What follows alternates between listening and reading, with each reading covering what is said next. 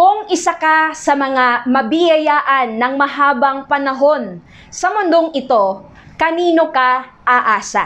Kamusta mga kaibigan at welcome sa ating channel na kung saan palaguin natin ang pisong pinaghirapan.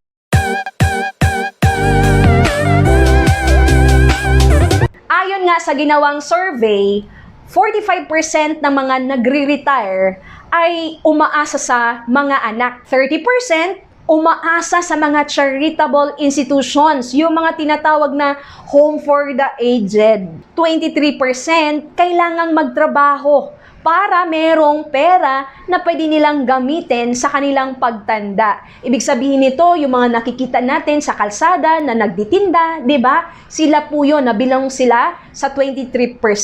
And only 2% ang financially independent. Ibig sabihin, merong sariling pera, enjoying the life of a retiree. Maraming nagkamali, di ba, sa paghahanda ng retirement dahil sinasabi nila na baka naman hindi ako aabot, di ba, sa katandaan. Walang nakakaalam. Kaya nga, walang nakakaalam kung hanggang kailan lang tayo sa mundong ito. Kaya nga nabanggit ko sa inyo, paano kung isa ka sa mabiyayaan ng mahabang panahon sa mundong ito?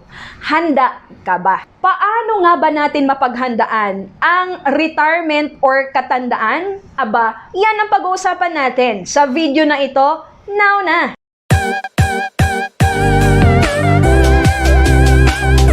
Ang basic na formula para kahit papaano meron kang sapat na pondo pag nag-retire ka ay annual income times 20.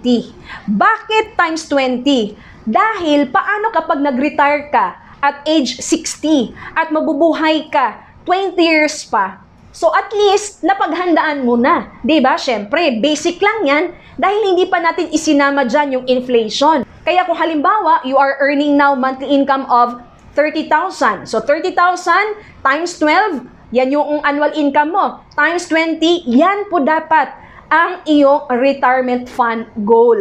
Ngayon na alam mo na kung magkano dapat ang goal mo na pondo pag ikaw ay nag-retire, then mag-set aside ka na ng pera mula sa iyong sahod mo ngayon na iipunin mo at gagamitin mo lamang yan pagdating ng iyong katandaan. Pangalawa, maghanap ka na ng financial instrument or saving program kung saan mo ilalagay yung ipon na gagamitin mo solely lang talaga sa iyong retirement.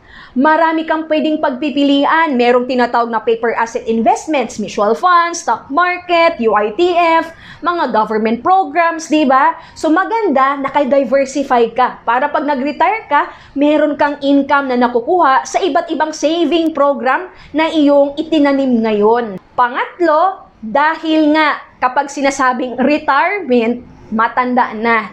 Siyempre, di ba, we have to face the reality na mataas na talaga ang chance na magkaroon ng sakit ang isang tao pagdating ng kanyang katandaan. Kaya ngayon pa lamang, habang pwede ka pang mag-avail ng healthcare fund, gawin mo na. Yes, you need to secure a healthcare account para pagdating ng iyong katandaan, may peace of mind ka na.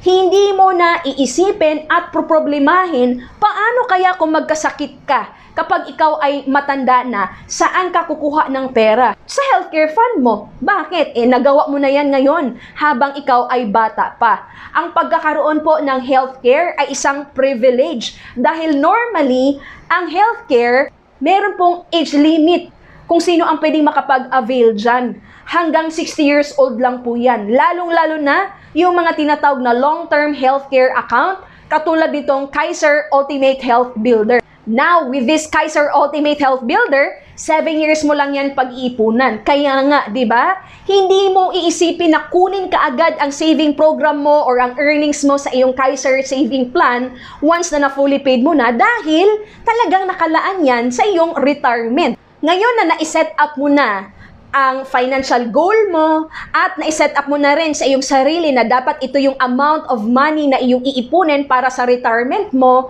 kailangan mo lang talaga ng disiplina, consistency, para kung halimbawa man dumating ka sa iyong retirement, aba, tatanggap ka na lang ng mga passive income from all the saving programs na iyong itinanim ngayon. Kung halimbawa naman, hindi ka nag-retire dahil kinuha ka ng maagas sa mundong ito, then maaari mo naman yang maipamana sa mga mahal mo sa buhay.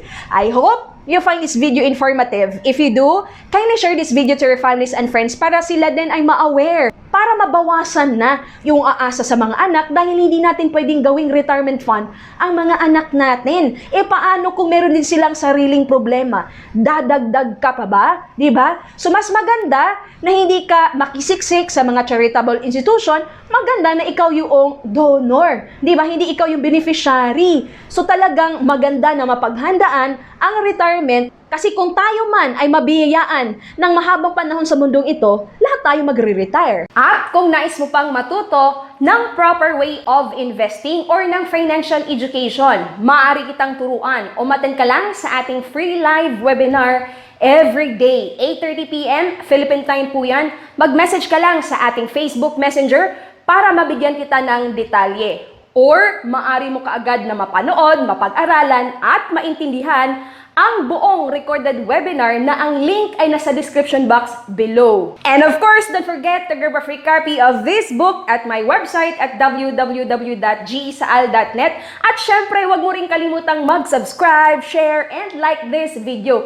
Patunugin mo na rin ang bell para ma-notify ka sa mga bagong video lessons na ina-upload natin dito sa ating channel. And oh, by the way guys, marami na tayong mga video lessons na in-upload dito sa ating channel na maaari mong balikan, mapag-aralan, maintindihan para madagdagan pa ang inyong kaalaman. Starting to save for your retirement is the best thing that you can do today that your future self will say thank you. Ako po muli, si G. Isaal, na palaging magpapaalala sa inyo to live, love, invest. God bless everyone and always remember, God loves you.